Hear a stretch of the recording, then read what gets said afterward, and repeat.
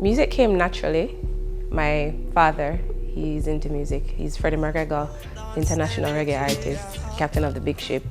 My brothers, Daniel and Stephen, or The Genius and Chino McGregor, they're into music. And my older sister, Shima, she sings as well. So I always knew I wanted to do something in the performing arts, because I do acting as well and I dance, but music has always been number one. So yeah. So Bigger Boss is Jamaica's first international sitcom, produced by IT. That's from IT Ellis, IT and Fancy Cat. And it's basically about the struggles of the supervisor of the hotel having one troublesome employee, and every day he gets himself into new trouble. Like what could he do now? Like what could he possibly have done? So I play Olivia Painty. She's really preppy, stuck up, vain, always into herself. It's always about her. She hardly does any work. She works at the front desk. She's one of the receptionists, and she makes Roshane, he plays Delroy, his life a living hell. But she gets the job done when she has to. So yeah, that's Olivia. Pretty Girl was a letter to myself at first, and I have a friend, Rasai. He had a rhythm that he was working on, and I loved it. I was like, can I have this rhythm? I don't want to release anything on it. I just want it for myself, like a personal use. And he's like, sure. He gave it to me. I wrote Pretty Girl on it, and we recorded it, and I had the demo. And I had the demo for like years. We did this back in 2013 or 14. And I remember I sent it to like maybe 5 friends, and they're like, people need to hear this song. This song has a very important message. So basically, I dedicated it to the women in my family, especially my nieces, to let them know that as women, we're gonna go through a lot in life, you know, from society, maybe in your own home, but to know that it's okay to feel the way you feel in terms of your emotions. It's not a bad thing to have emotions. It's important not to wallow in them. It's important to get up and dust yourself off and know that the sun will rise again. There's always a chance for a better tomorrow. So that's what Pretty Girl is about.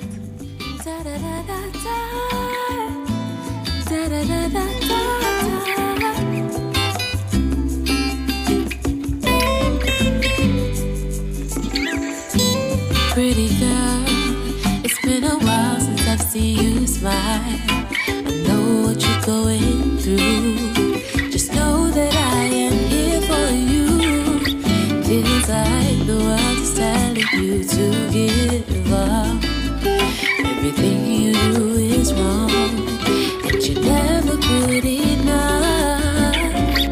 But I see the beauty in your eyes, and I see the pain. And I wish that you could see our beautiful creation.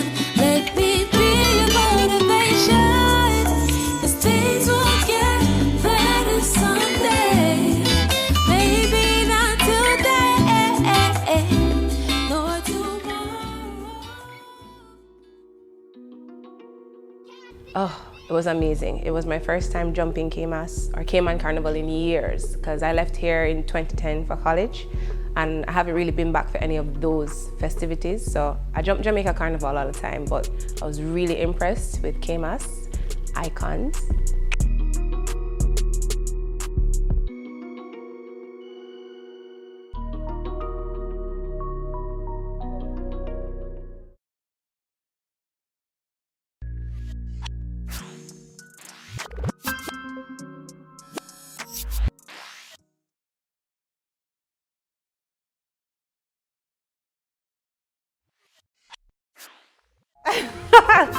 Okay, iguanas, I know everybody in Cayman would say overrated, because there's so much of them walking around and like being a pest, but I have 2 babies at home, Squiggles and Wiley.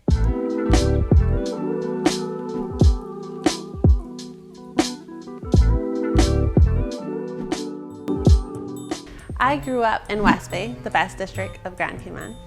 I grew up there all my life. Lived in Savannah just for a wee little bit. So big up Southside. And yeah, so I stayed in Cayman most of my life, basically. My very first passion was, I would say, working with kids. That's what my dad said I always used to speak about. And actually I still have my diary that I used to write in.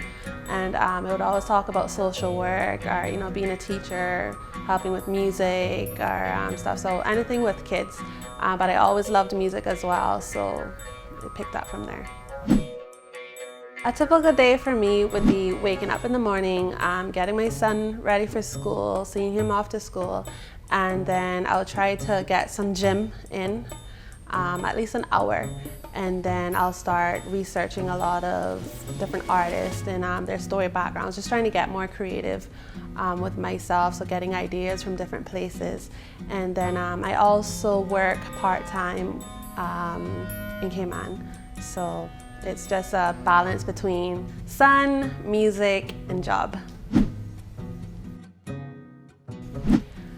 When I was 5 years old, my dad, actually 4, we were driving in the car and he just heard me mumbling and singing, making up some words, and he realized I was making up words to the signs that I saw. So if I saw a road, saying memory lane, then, you know, it'll turn into, you know, some lyrics and stuff like that. And so he was a DJ, so he took me home straight away that same day and just started playing around in his studio, and it just went from there. My first performance was at my preschool graduation, and then someone asked me to sing at a party, then it was at a political event, and it just kept growing from there.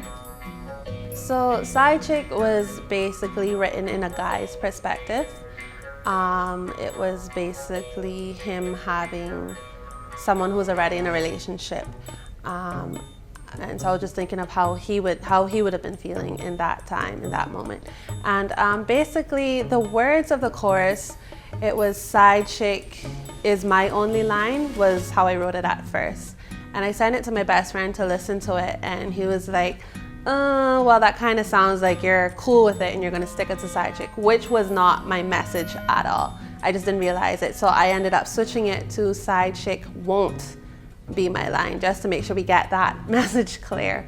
But yeah, that's how I came up with the song.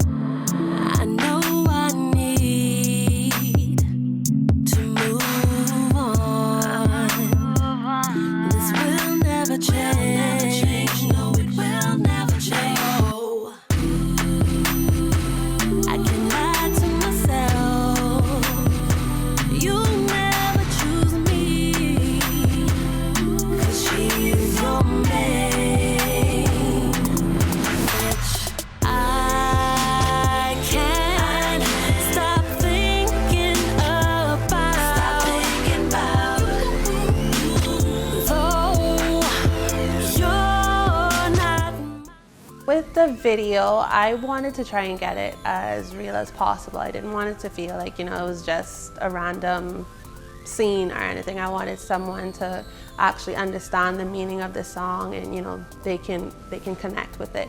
So basically, I hit up Trifecta Films and we just vibed off of it. They gave me their ideas and I told them what I wanted and they worked well with it. I just wanted it to match what the song was about, because I hate seeing videos where it's talking about one thing and then, you know, the lyrics is something totally different.